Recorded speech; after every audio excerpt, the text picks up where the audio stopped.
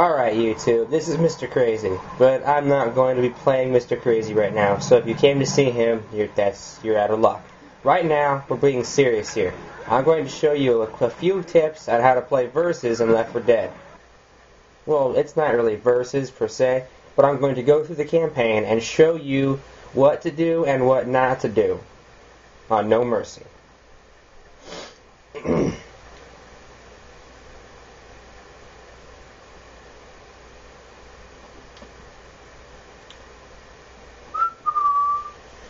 You'll have to forgive me for the strange camera angle. It's the best I can do.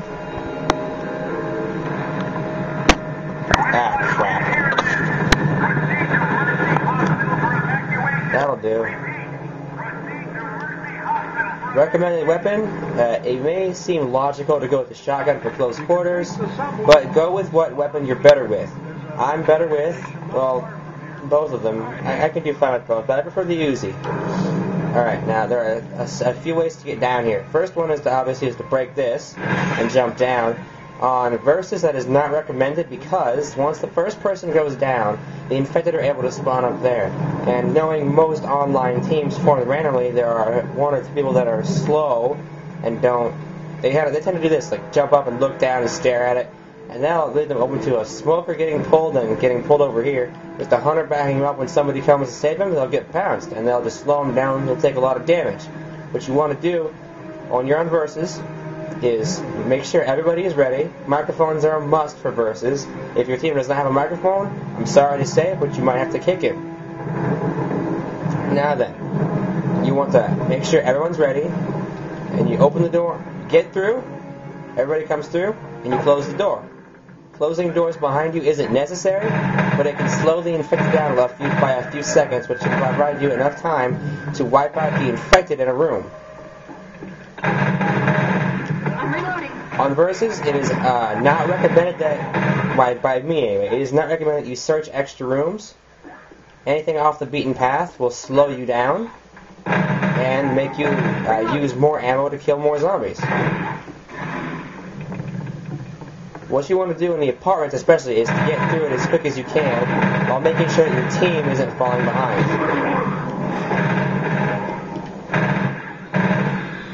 I'm reloading.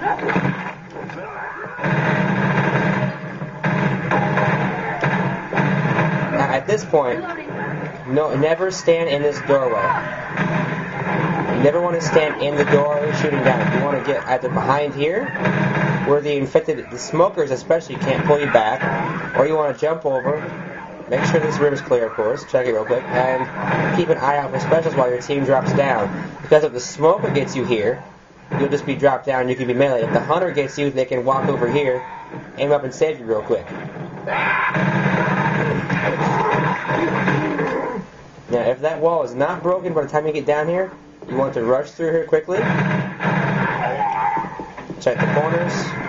Now, this room is worth searching. There can be pipe bombs in here. And this is not too far off the path, so it's worth searching.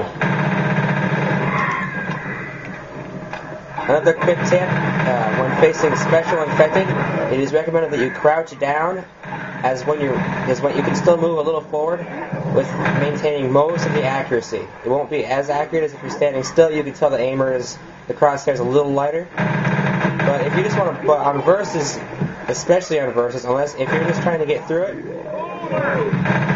watch out for those boom ones especially. If you're just trying to blow through here, you just want to get a few rounds in, make sure it's dead, and then move on. Never just run past the zombie though. That'll leave work for your teammate, and you want to clear the way. Especially if you're a leader type person like I am. I like to be in the... Woo! That one was pretty close. Make sure you check the car quick, no pistol.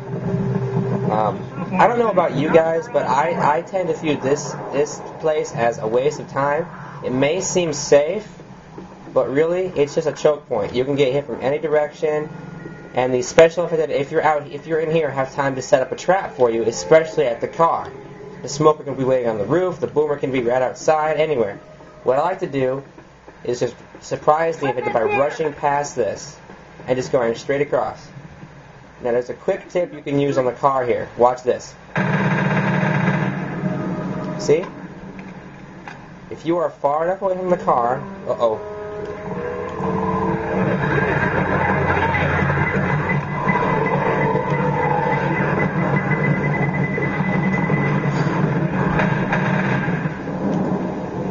Alright. If you're far enough away from an alarm car, you will not set it off. So you can use this tip to your advantage and take out smokers behind the car. Now, if you want to really surprise the infected, it's not recommended. I really don't think it's worth it, but you can take another path over here. It's pretty open until you get over here. But I can guarantee you that the special infected will not expect you to take this passage. You might even, pills? You might find some pills. It's a pretty straight path.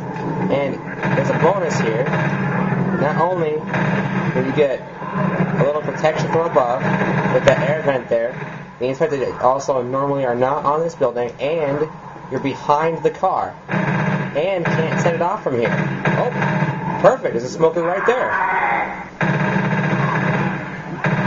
Perfect example. There's no danger in killing the smoker, or the boomer for that matter, from this distance. You can come over here. I have seen pipe bombs and Molotovs there occasionally. And once the infected are mostly gone, you can just go on right through.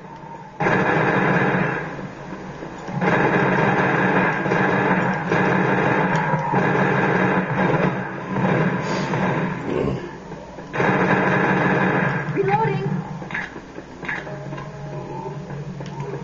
Keep an eye on your allies, and when they're all in, close the door. Voila! A very simple, straightforward way to get past the first level of No Mercy. I hope this guide's helped you guys out. I know it's not, as flashy as other guides, but I try.